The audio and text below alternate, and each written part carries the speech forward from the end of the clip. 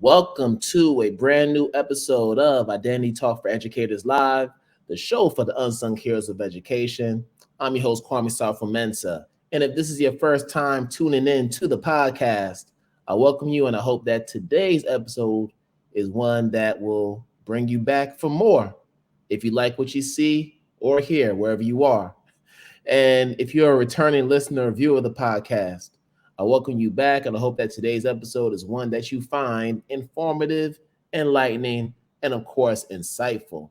So before we get into the main event, if you are on YouTube, please make sure you hit that red subscribe button to get future notifications on new episodes. If you're listening from Apple Podcasts, Spotify, or wherever you listen to your audio podcast, make sure you subscribe there as well. Also, we do accept monetary donations through Cash App or Venmo if you want to help us continue to build this awesome platform. If you're on Cash App, the handle would be #IDTALK4ED. And if you're on Venmo, the handle will be at KwameSM. That's KWAMESM. And then, of course, you can check out past episodes of this podcast on our YouTube channel, which is under my name, Sarfo-Mensah, or you can go to the official website, IDTALK4EDucators.com. Thank you kindly. Now, today's episode is one that's going to be focused on college advising, helping our young people in high school get ready for that next level. And I know there's been a lot of talk about that. There's been talk about how to prepare our high schoolers for that next stage in their education, given what's going on with the pandemic. But I have someone who is coming on today who has a wealth of knowledge when it comes to college preparation and just motivating our young people to get ready for the next level, as well as their parents. So without further ado, I want to bring on Sheila Akbar, who is the COO of Signet Education, and she's going to talk to us about how to prepare our young people for college. So let's bring her on. Hey, Sheila. Hey, Kwame. Thanks for having me, and How thanks for good is that it? nice introduction. It's going well. Yeah. Happy to be here. All right, awesome. So we always like to start off the conversations just letting the guests tell us how they got into the education field. So I'll give you the floor to just share your humble beginnings and what brought you into this wonderful field that we're both Thank in. you. Yeah, absolutely. I try to keep it short, but it is kind of a long story. So, actually, as a child, I remember always wanting to become a teacher. And I also remember my parents, being immigrants, saying, that's all good, but you really need a job that pays better, comes with more respect. We want you to be X, Y, or Z. So I went and did X, Y, and Z to try to please them, but I kept coming back to teaching. Long story short, I went to Harvard. I was a premed. Somewhere in the middle of my college days, I realized, I don't really want to be a doctor. That's not where my passion lies. I hadn't really built the skills or developed a framework for thinking about my future because I'd always just done what my parents wanted. So I didn't know how to think about what was next. And so I followed everybody else. I went into finance. And I really did not like it. And when I left there, I thought about different kinds of grad school, felt very lost and confused. Until I remembered one of the things that I've always enjoyed since I was younger was literature and poetry. So I went back to grad school and I studied poetry, and then I went and did a PhD because I loved it so much. And I loved being in that environment where I could really be a scholar, but I was also responsible for, inspiring, educating young people around the things that I found so meaningful in literature and writing and poetry. So I finally came back around to it, some 20 years later. And I, in the course of doing my graduate studies, I had started tutoring. I was tutoring writing, SAT, ACT, things like that. And a friend of mine had started Signet education, and I eventually joined him while I was writing my dissertation. And it became very clear very quickly that I enjoyed working with high schoolers more than I enjoyed writing my dissertation. And so I finished my PhD, but I stayed on with Signet because I just find it so meaningful and truly rewarding and enjoyable to help high schoolers, get the most out of their high school education, share my own story of kind of living someone else's dream and then coming into a realization that I needed to take ownership of my own education. Changing my relationship to education, plotting a path forward that is both sort of strategic, goal-oriented, but also flexible enough to accommodate opportunities that come along. And so that's really become part of the mission of Signet is to help teenagers find their path, navigate high school and the college process, and go to a college that's going to help them achieve their goals. So that's kind of the story. All right, cool. Well, as I was doing my research on you, I learned something that I think is a first. And you got to talk to us about this. Did you really do 2 PhDs? Oh, you can do 2 PhDs. Yeah, that's true. What? Yeah. So they were related, and not every institution will allow you to do this, but I started. Oh, I think we broke up a little bit. Are you here? I can still hear you. Okay, great. So yeah, so the longer version of the story is when I was floundering and lost after I left my job on Wall Street, I wasn't sure that I wanted to commit to a PhD. So I did a master's first. And I just totally loved it and was like, okay, yeah, PhD is the way I'm going to go. I also discovered during my master's program that I had a thing for comparative literature, not just, so the poetry that I study is Persian and Arabic, early modern love poetry. And I had been focused on sort of a language and cultural studies department approach to that literature. But in my master's program, discovered comparative literature and literary theory and like different ways of thinking about world literatures. And so I applied for PhDs in comparative literature. While I was doing that, I added on the PhD in Near Eastern languages and civilizations, which was more of a continuation of my master's. So I did coursework for both degrees. I did qualifying exams in both degrees. Thankfully, I wrote one dissertation, but it was probably twice as long as it would have been if I had only done one PhD. So I was able to do them at the same time. All right, cool. Well, bravo to you. Kudos. Because not too many people would pursue that. So I commend you. Yeah, I think, I'm kind of a chronic overachiever. So that's probably where that came from. Also, my parents really wanted me to become a doctor. And I was like, well, now I am doctor.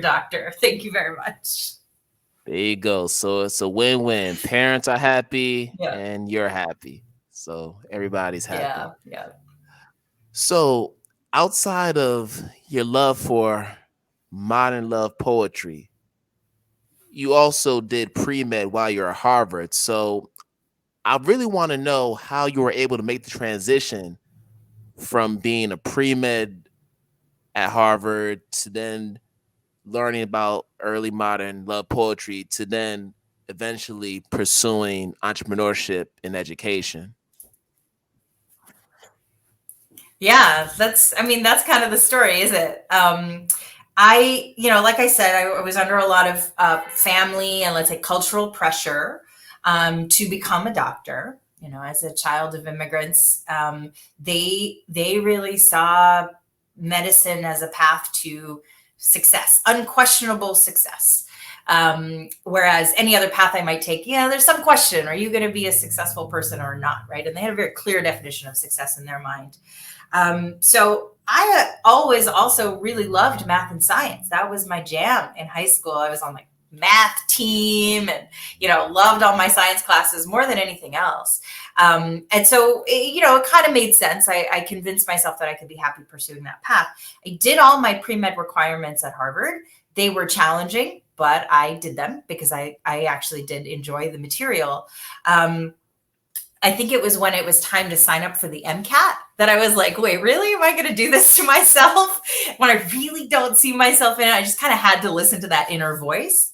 And that inner voice got stronger the more I listened to it, the more I tried to explore, like, what is this discomfort I'm feeling with pursuing this path, with committing to applying to med school, or as I left Wall Street, I was thinking about film school or architecture. And like, I just had this kind of like nagging feeling. And I had to practice listening to that voice. But when I did listen to it, I just sort of looked at my reality. And I actually have I'm going to show you, I have a copy of this book on my desk because this is the thing. So somebody gave me this when I was 16. This is actually the book from when I was 16. There's like some underlined and stuff in here, dog-eared pages. This was my introduction to the poetry that, became my PhD. And I would read it when I was feeling stressed out, when I was, working 80 hours a week on Wall Street, not feeling like I had any mentors around me or people who inspired me, not feeling like the work I was doing had any real meaning or a positive impact on the world. I would read this poetry. And one day it dawned on me that, maybe that thing that I keep turning to, maybe that's the thing I should do.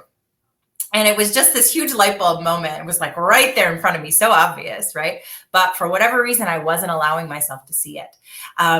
And so then I, went off to become this scholar of early modern poetry. I didn't know that's what I was going to do, but, I thought about, the life of a professor sounds pretty sweet. I get to educate people. I get to read the stuff that I'm interested in reading and write about it. And I liked all of that. Right. And it wasn't that I didn't like academia. I think there are problems with the system of academia and obviously problems with the system of higher education. Yes. But I thought the job itself was okay, and it was really that something else came along that moved me even more and got that inner voice really excited again about, this is the thing. So I think really the lesson, and this is the lesson that I try to teach all of my students, is you've got to listen to that inner voice. And it's not an impulsive voice. It's not a voice that's like, I just want to watch TV all day and eat candy. It's what legacy might I want to leave in the world? How do I want to spend my days? What kind of people do I want to be impacting?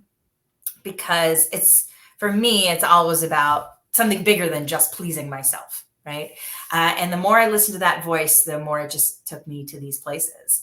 And most of the time, it wasn't a decision that I could sit down and plan. It was me creating opportunities for myself because I was listening to that voice, or me putting myself out there and creating an opportunity for myself because I'm just who I am. So, the example I give of that is I started tutoring for Signet, and I started as an SAT tutor, but I had been doing that for so long and worked for so many other companies doing that I was able to see like there's some best practices that would be really helpful here at Signet.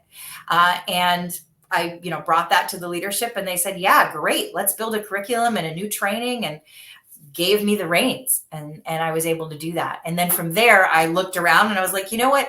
The college admissions practice that we have could probably use some of the same kind of best practices and standards and training and maybe some more personnel. So then I got, became in charge of that.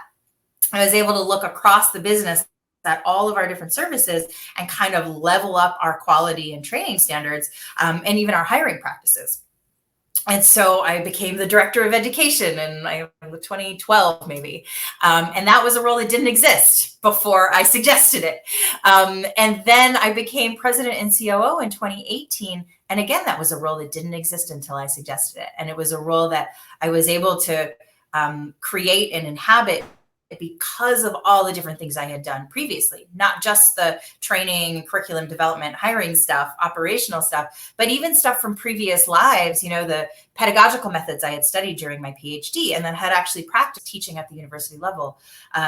The deep spreadsheet and financial analysis work that I learned when I worked on Wall Street, even though I didn't like that job, there were a lot of skills that I brought with me from it.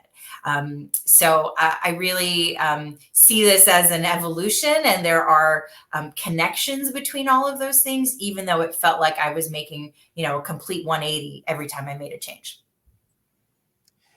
Now, when you first entered Signet, did you foresee yourself being there for over a decade? Was that the initial plan, or did it just turn out to happen this way? That's such a good question. Up until I joined Signet, I had never held a job for more than 2 years. And I wasn't getting fired. I was quitting. I was like, I think this is the thing. Oh, nope, it's not the thing anymore. I'm going to leave and do something else. And it's interesting because it kind of mirrors my living situation too, right?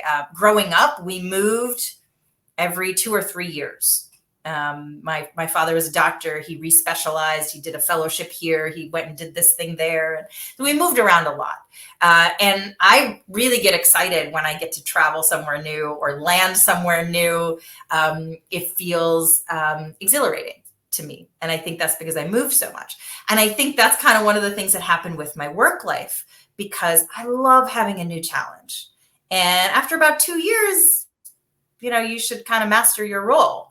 And so I needed something new, right? And so there's that kind of restlessness in me, I suppose, like a career wanderlust, if you might call it. So yeah, when I joined Signet, I did not think this was going to be, I've been there for 12 years now. I did not think that was what was going to happen. And, even today, I'm certainly not going anywhere. I love the work I do at Signet, and I'm an owner, and I'm a key person. I'm always going to want to be a part of this organization. It's very hard for me to think about what else might I want to do. But that question is back there. I know that voice is still in there saying like, there's more, go do it. So we'll see. Yeah, I always feel like the best opportunities or the best experiences are the ones that are right under our nose and we don't even realize it. Yeah, absolutely. I firmly believe that. But earlier you were mentioning about college. Mm-hmm. And, college is something that is a huge topic that's being talked about in different circles, particularly with the impact of COVID and other things that have taken place the past few years. I'm thinking back to my own experience when applying for college, and I'll be the first to acknowledge I didn't really have enough knowledge in terms of how to prepare. I mean, we're talking early 2000s. So at that time, you would do your research on College Board. So this is like the era of AOL, slow connections. Yeah. Dial up. See, the youngins don't know about that. They don't know. They don't know about that. Yeah. But that was our internet at that time. So I remember getting this College Board CD that you'll put into the, into your computer, and it literally had statistics on all the universities, average SAT scores, and a few other features. And literally the only thing I looked at was SAT scores. And my whole thought process was, if the SAT score combined was something over 1,400, I didn't even look at the school, because in my mind, I thought, okay, they probably don't want me to be a part of it. But in hindsight, I realized I probably prematurely took myself out of the opportunity to get into university because I didn't consider other factors that, you could look at, which is community service or, your grades and other factors. So I want to know from you, just given your experience working with young people and helping and parents, and helping them prepare for college, what's the secret to getting these students into the college of their dreams? Is there like a magical formula, or is it just a a la carte type of situation? There kind of is one thing that I can say, but it's essentially that it's going to be different for every student, right? I think that for Signet, what we truly believe and what we practice when we're working with a student to help them figure out what colleges might they want to consider, how do they present themselves in their application to those colleges, what we're always thinking about is, who are you as a person? What are your values? And how can you show that you share the same values as the college does, right? And that's a difficult thing to do, especially for a teenager who maybe has never really thought about, like, what are my values, right? They're just becoming adults, right? They're starting to think about these things, but probably have never been asked to think about them in any explicit, concrete way. And then you also have to read between the lines when you're researching a college to figure out, what do they value and how do they demonstrate that value, and how can I connect those dots, right? The college application is essentially a portfolio of information that is meant to argue that a student and a college are a great fit for each other. It's not a one-way street. It's not students begging, let me in, let me in, let me in. It's also colleges being able to say, oh, I think we need that from that kind of student, right? Whether that's diversity, whether that's a different way of thinking, different interests, people who are going to come and start clubs and institutions on their campus who are going to make that college better, or make the learning experience better for other students who are there. There are a lot of different ways to think about that, right? So just as you were saying, it's not just about the SAT score, right? That can be a helpful indicator of the level of academic rigor you could expect somewhere, right? But it's not always going to tell you, are you a good fit for that college, and is that college a good fit for you? So it all comes down to that fit, right? And you could define it in so many different ways. That's where it becomes unique for each student. The example I'll give is, my parents, so I grew up in Michigan. They were like, you're going to go to University of Michigan, where your brother is, which I didn't want to do. Ann Arbor? Yeah, Ann Arbor. Or you're going to go to Harvard. Yeah. Big Wolverine fans in our family. So I just didn't want to be where my brother was, because I felt like he would be watching over me, and I kind of wanted to be independent. I was second child. I was a rebel. I wanted to do my own thing. They were like, okay, your other choice is Harvard. And I was like, well, you can't just say I'm going to go to Harvard, right? Like, there are other people controlling that. And I think if I had a mentor who understood this process better than I did at the time, better than my parents did at the time, I would have maybe ended up somewhere else, but I didn't have that. So Harvard or Michigan, you can't lose. They're both great institutions, right? But I knew I wanted to get away from home. And now, college admissions has changed quite a bit since I applied. I don't think I would get in to Harvard if I applied. And I had a perfect SAT score and perfect grades and like a whole portfolio of things. I don't know if I would get in. But I will tell you that I think one of the things that did help me at the time was that I wrote a lot about how interested in, again, this poetry I was, and how there was a professor at Harvard who studied exactly this poetry. And it just so happened that nobody else cared about that thing, right? So I really stood out as very unique. When I got there were no other majors in this major. I was the only one. And obviously the university had invested a lot of money in professors, library resources, a building for this entire department. They need to keep that going. And so if they have someone who is interested in it, then okay, maybe I got a little favoritism in the process because I wasn't applying for everything that, everyone else was applying for, right? They needed to have, people for those professors to teach.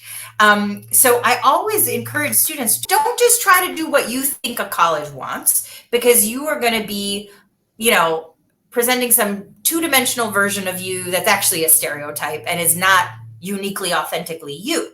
But if you really double down on who you are, what your values are, what's important to you, And specifically, why are you a match for that college and why is that college a match for you? You can't go wrong, right? Because college is not just about getting in.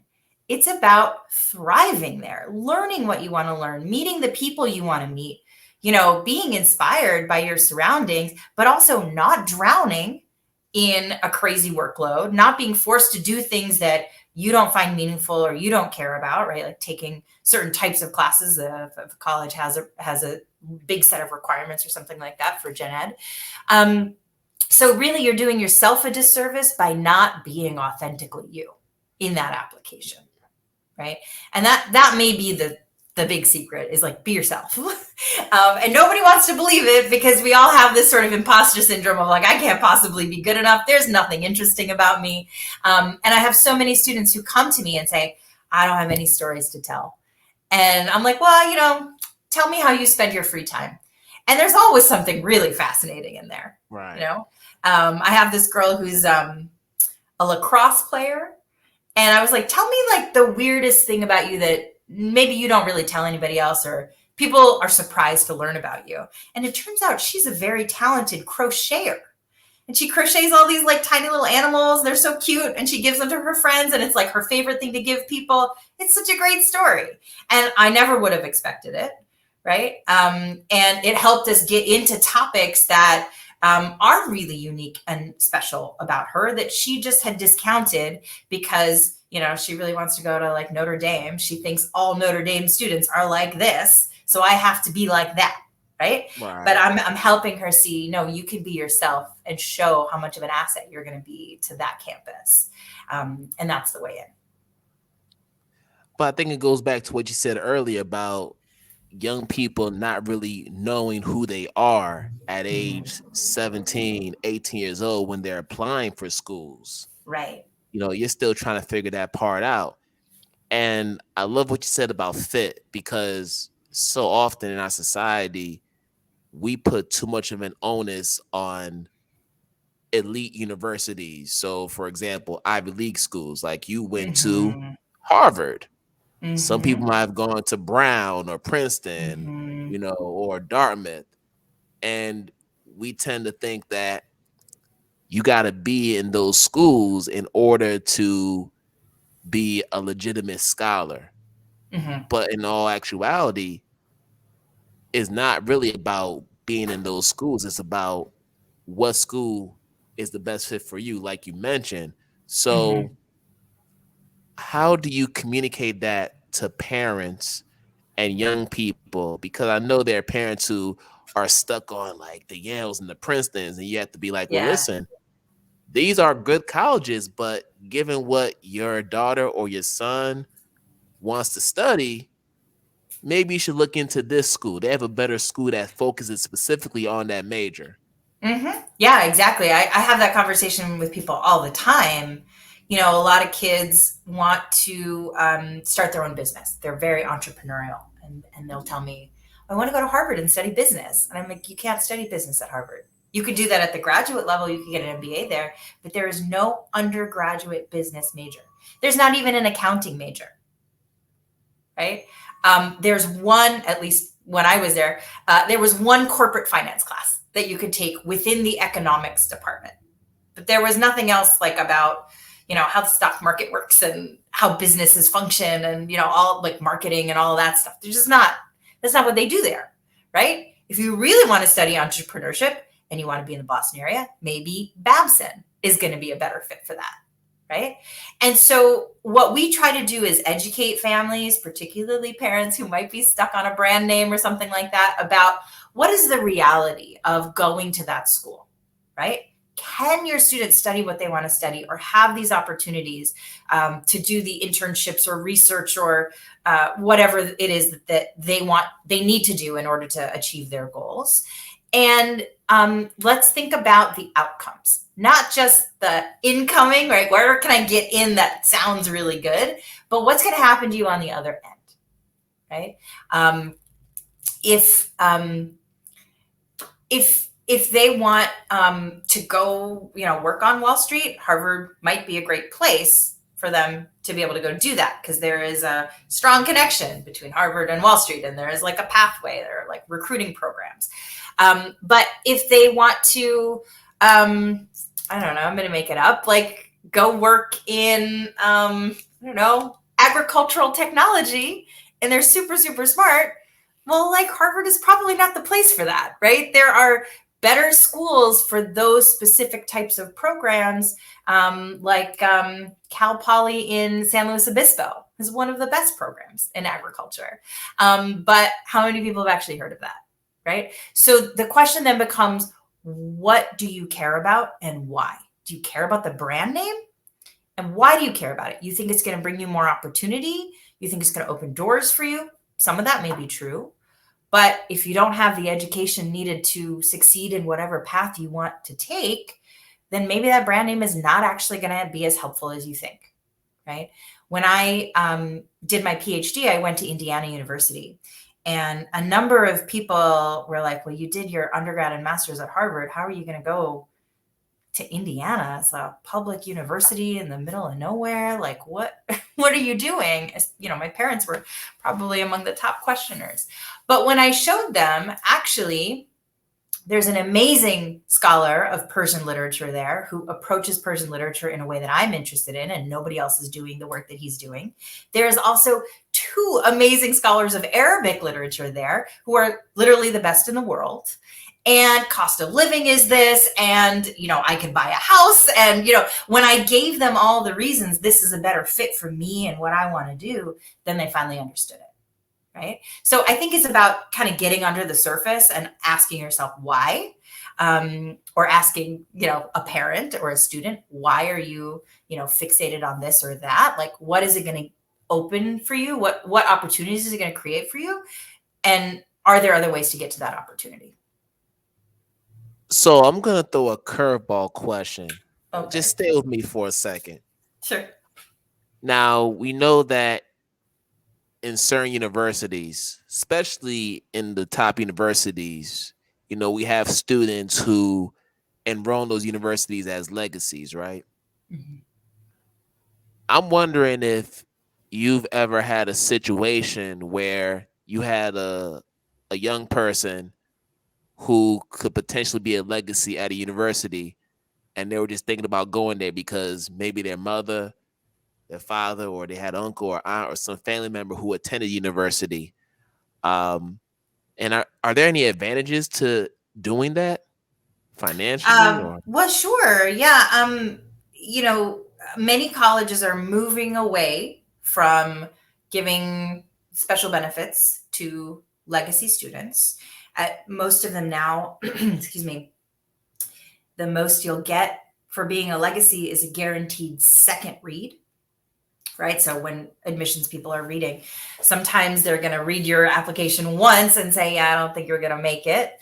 But if you're legacy, then, you know, someone else might read it as well, just to make sure, you know, they give you that kind of additional consideration. If we're talking about legacies where people are donating millions and millions of dollars, that's another story. Universities don't really like to talk about that, but that's like a thing that's happening. Those people aren't coming to me for help. I'll tell you that. They just go straight in, right?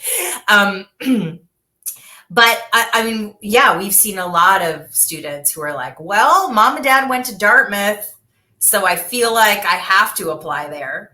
Right. Or, you know, we're a really big Wolverine family, and I have to go there, right? I had a student last year who we thought Clemson was a perfect fit for her, but she's like, but like, I like their rival football team. Like, I have grown up hating Clemson. I'm like, okay, really? Like, is that the reason to not go to a school that for all the other ways seems like the perfect fit for you to study what you want to study and like have all the opportunities you want to have? Like, can you get over this football thing? You know? And for some people, they can't. For some people, that family pressure or the desire to be part of a legacy, like wanting to be able to say, oh, my grandfather, my uncle, my auntie, my mom, my sister, everybody went here, right? And maybe that's something that's really meaningful to them for whatever reason. But I'm always really concerned when a student is doing something for someone else's reasons.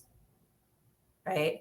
And they may end up doing the thing that their family wants if they have their own reason for it. And it's like, authentically their own reason. Sure, let's do it. Right. But I really want to make sure they have their own motivation for doing things. And sometimes we have to do the work to figure out what that motivation is. Like, I'm feeling a lot of pressure to apply to this school because, my whole family's always gone there. And I'll say, okay, well, let's consider it. And let's do the research to see if there is something that really grabs you about this university. So you can talk about that being the reason you want to go there. And by the way, all of my family went there too, right? It's not my family went here, so I'm going here. And that's the whole story. Right. Right. So yeah, I'm always worried about that because I think that was my experience, right? Not that I was a legacy at any of these places, but I was doing it for the wrong reasons. That led to a lot of challenges. Yeah, and outside of figuring out the college of choice, there are a lot of other issues that have led to anxiety and depression in our young people. Oh yeah. During this pandemic period. So, from your perspective, what is happening in our schools that's causing a lot of this anxiety and depression among our young people? Yeah, it's a great question. And it is a hard one to answer. I think there are some concrete things that we can point to. I also think this is a systemic issue that has been festering for a very long time. And COVID really brought it to the forefront of everyone's attention because you couldn't ignore the mental health impacts that came along with COVID and remote schooling, right? So caveat here, I am not a licensed mental health professional. I'm not going to give you clinical definitions of anything, but I can tell you what I see just among our clientele. I see a huge increase in anxiety and depression. And as you said, especially among young women.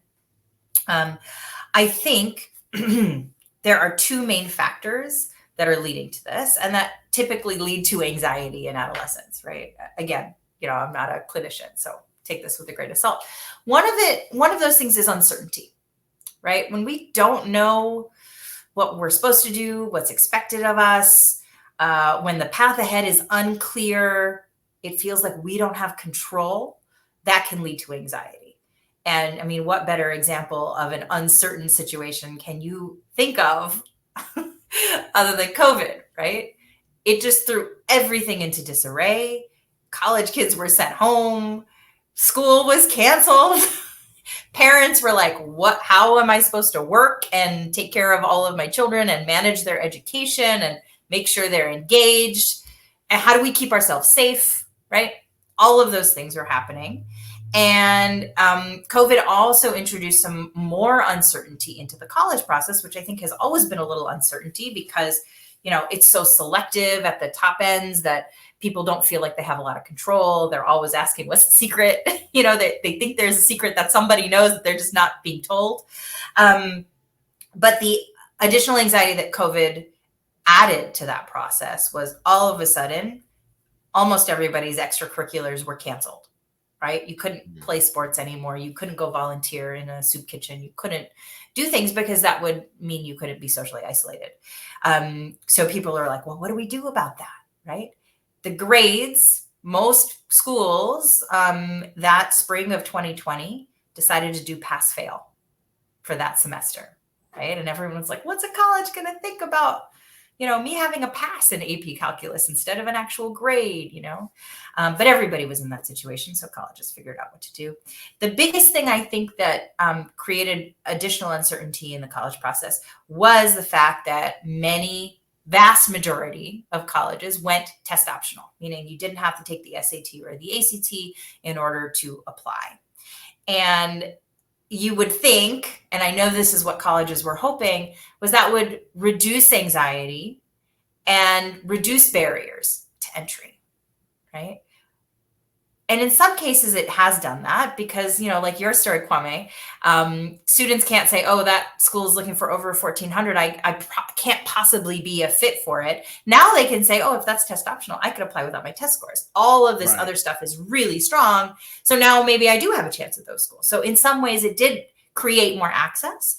But because there is a choice of you could submit or not submit, so many families are like, well, what's a score that's good enough to submit? Are they just saying you don't need scores and really you do? Like, how do we navigate that decision? Because the decision was not being made for them, right? The school wasn't saying, we don't want your test scores. They weren't saying, we do want your test scores. They're like, you decide, right? So that has created just a frenzy of uncertainty among families. It's probably the question I get most often these days is like, how do we decide? Do we do the SAT? Do we do the ACT? Do we do test optional? Like, you know, we're right at this school's average. Is it going to help us to submit or is it going to hurt us? There are just no clear answers to some of those things. We have general guidance, but, you know, it's a little uncertain. So families are really stressed out about that. So the uncertainty is one thing I think that is contributing to this increased anxiety. The other thing, and this I don't think was totally impacted by COVID, but it was in sort of a weird way indirectly, is comparison to others, right? Mm-hmm. Because people know the college process is so selective. Students are always saying, oh, wait, that kid in my class is like doing a little better than me or doing more activities than me, or his parents sent him to Costa Rica for the summer and he built a school. Like, what did I do? Right. And they're comparing themselves to each other. And that creates this sort of this rat race. Right. And kids are being overscheduled. They're taking on too much. They feel pressure to keep up with everybody else. And that just means the bar gets set higher and higher and higher. And they have no time for social lives or rest or fun. And they're all burnt out just as much as adults are burnt out right now. Like our teenagers are burnt out. And that's a real problem. Right? Because this is such an important developmental stage. They can't have their lives feeling like it's a job yet. Right. Where they're working 24/7. They're just always on. And that I think is a product of that sort of comparison, competition. And then underlying it all is sort of all of our internalized capitalism of time is money. You have to be productive every second of the day. And I think that's a really dangerous thing that we need to talk about more. Yeah, the grind culture is toxic. Mm-hmm, this idea of perfectionism and wanting to just be the best all the time and always be on. Mm-hmm. It's just not healthy. Mm-hmm. But as you were talking about test optional schools, mm-hmm. I'm thinking, let's say you're a student who didn't do a whole lot of community service or extracurricular activities, because that's usually a part of the whole equation when colleges look at your records, because a cumulative record of what you've done. Right. Maybe taking an SAT is a viable option in that situation because, okay, I don't really have a whole lot to show for in terms of just extracurricular, but maybe if I score pretty high on the SAT, that could be my ticket into the school. But but then let's say it's a situation where, you know, I've done work studies, I've done externships, you know, I've done a whole lot within my school. I feel pretty good about my record as is. Maybe I don't need to submit or do an SAT or an ACT to get into this college because you have all this other my stuff. My body of work now speaks for itself. Mm-hmm. Yeah, and absolutely, that's the way students should be thinking about it. I will say, I always want to see how could you score on the SAT before you make that decision. Let's get a little data. And the great news is the SAT has 10 free practice tests on its website. You can access them through Khan Academy or through the College Board website. The ACT also has free practice tests on its website. A student can take those under time conditions and just take a temperature, see where you are, right? Because if you are so far off from, you know, what a college might consider a great score, and for every college that's different. If you're so far off from that, then yeah, move on. Don't worry about it, right? Well, you have the data, you know that's not going to be how you demonstrate your strengths, and maybe it's somewhere else. But even if you are that kid who has, all of this community service and accolades and all this stuff, I wouldn't just say, oh, I don't need it because I got all this. Like, if you can score well, it's worth your time to show that to a college, right? Got it. So I always say after 10th grade, have a student do a practice test of each, right? And some schools do this already. They do a pre-ACT in the spring of 10th grade, and then they do the PSAT in the fall of junior year. And then you can compare those two things and see what looks okay. And, hopefully someone in your world can help you look through that. We have articles on our website about how do you take that information and what do you make of it. I did a talk on this just a month ago, I think. How do you decide the pathway and what might those different pathways look like? That's really available on our website as well. So talk to somebody who knows, and then get an expert opinion on, given where you are today, what would it take for you to get to the score that might be helpful for you at the colleges that you're looking at? And then you weigh the opportunity cost. Do I have 3 months to study? Do we have money for a tutor? Am I disciplined enough to do this using the free resources that are out there? Because there are a lot of good free resources out there, but students have to be disciplined enough to actually follow through and do the practice. And so you weigh the cost benefit. If it's going to be a distraction from your grades or from a part-time job or, something else that's really meaningful and important in your life, then, it might not be worth it for you. But for some students, it's going to be worth it. And then they can use that as another sort of point of strength in their application. Where were you 20 years ago? Oh, I know. I wish I had someone like me 20 years ago. Come on. Oh, I definitely missed the mark there, because one thing that I did not do is take a PSAT. Oh, yeah. I can acknowledge that. I didn't take a PSAT. And I feel like if I had done that, I probably would not have taken the SAT 3 times in order to crack over 1,000, because I could tell I wasn't fully prepared for it. I studied for it. I thought I did. Yeah. But, when I look at the results the first couple times, okay, I got to get it together. So thank you so much for mentioning the PSAT and the pre-ACT, because those are critical assessments that you need to take to see kind of where you are, where you stand, and then develop a plan from there on how to study. Yeah. And, I'm not going to pretend that they're perfect tools for this assessment, right? Colleges know that they're not perfect either, right? Statistical research has shown that they only help colleges predict which students are going to be successful in college by like just a small fraction of a percentage. And grades actually predict much better than just the SAT or the ACT. So, there are inherent biases and problems in those tests. And for some students, it's a hurdle that they're not going to be able to overcome. And thankfully, we now live in a world where colleges are willing to admit that. And many colleges are permanently test optional. The University of California system is currently test blind, meaning even if you did have a perfect score, they're not going to look at it, right, to evaluate you for admission. So there are a lot of opportunities for those kids who just feel that the SAT or ACT is beyond them. Yeah, I hear that. Now I'm thinking about our parents, and this is my last question before we get to the lightning round. Okay. Now, we've talked about our students and young people, for a good amount of time, but our parents, they go through their own pressures as well, because they're thinking to themselves, all right, I got to fill out a FAFSA form.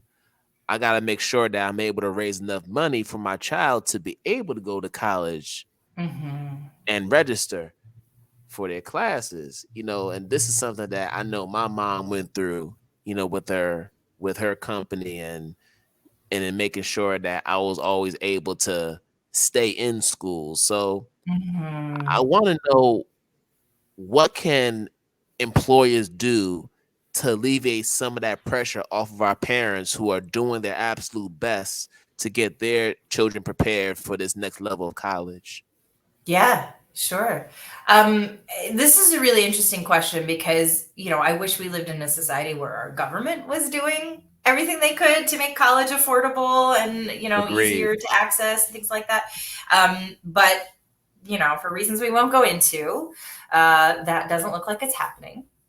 But employers really do have an opportunity to step up and help with some of these things, especially when they're really trying to retain and attract good talent. And research has shown that working parents are actually more creative, more proactive, better at collaborating than other employees, because of their sort of lived experience of having to do that in their households with their children. One thing that I talk to employers about a lot is supporting that sort of education management role that parents have to go through, right? Childcare, obviously, needs for childcare don't stop when your child turns 5 or 6 and they start going to kindergarten and first grade. And many employers will subsidize childcare or daycare for parents with very young children, but then they do almost nothing for students or for parents who have, students who are a little bit older. So I like to talk about expanding that range of support, and it might include information from an educational consultant around, like, what do you need to do in the college process? How do you fill out the FAFSA? What kind of scholarships are available either through that company or through networks that company can connect you to, right? So information can be very helpful. Money, of course, is very helpful too, right? Giving employees a stipend towards their students' education, whether that's, for their college fund, for, working with somebody on test prep or hiring a tutor for their kid. Knowing that they have access to something like that can be very helpful for parents. And then just helping them find the time and the mental space to be able to devote the time that they need to devote to whatever is happening with their children, whether that is, a mental health crisis that they might be dealing with, or a medical issue, or the stress of the college process, or just the stress of school in general, right? And I think that's why so many people really love remote work, because it allows for that flexibility. When you don't have to, be away from your family, you don't have to travel to the office and feel like you're in this little bubble at the office. That is where you're supposed to ignore everything that's going on in your life, right? When you're working remotely, everyone has to admit that you have a life. I mean, you can see in my home right here, what's behind me, right? Like, you have a window into my life. And I think it creates a little bit more empathy and understanding. But of course, we need structures to be able to support remote work in a way that each company can live with, I suppose, and each employee can live with. Yeah, well said, well said. But Sheila, we could go on and on for hours, because there's so much we could talk about. But I do want to respect your time, and I thank you for coming on, because this is an important conversation that a lot of our parents need to hear in order to better prepare the kids for college and beyond. So I thank you for this valuable information. Yeah, thank you. So before we wrap up, we do have a quick lightning round, just a few quick hitter questions to close us out. These almost make me so nervous. Okay, I'm gonna do my best. Don't worry, these are easy ones. Okay. All right. Favorite self-care activity? I think it's having acupuncture done. I don't get it done enough. It's not painful, but what I really love about it, beyond the benefits of, the actual like acupuncture, whatever magic is working in my body, I have to sit still for like an hour. I can't be on my phone. I can't be reading something. I just have to sit. And that like forced time to sit with my thoughts and reflect and relax is so valuable to me. All right, cool. Who are your favorite poets to read? Oh, that's a great question. So, I do love Rumi, this book again that I'll hold up. He wrote in Persian. This book is obviously in English. It's translated by a very good poet who doesn't know Persian, which is why I ended up, going to study the language and try to read it for myself. So I do love Rumi. But a modern poet that I really love is Rupi Kaur. She's just fantastic. I love reading her stuff. Cool. Yeah. And if you could invite 3 influential figures dead or alive to dinner, who would they be? I struggle with these questions so much because it's like, I'll eat dinner with anybody, you know? I just love that communion. But if I have to pick influential people, one person I will say is Lizzo. I just think she's fantastic. I would love to have dinner with her. I think it would be so much fun. I would learn so much from her. We'd have a really good time. I think, let's go with one that is obvious, like Michelle Obama. I think she's such an amazing role model and like leadership figure. It would be great to just talk with her one-on-one. And if I have to choose third, I don't know. I really like musicians. What if I could sit down with Prince? Ooh, yes. That would be good. That actually works out because Lizzo and Prince coming from the Minnesota area. They got right. I know Prince was a huge influence on Lizzo. Yeah. So yeah, I see where you're going with that. That works. It definitely works. Yeah, great table. Thank you. All right, Sheila, you're off the hot seat officially. Oh, thank God. Okay. See, it wasn't too bad, right? No, it wasn't that bad. Yeah.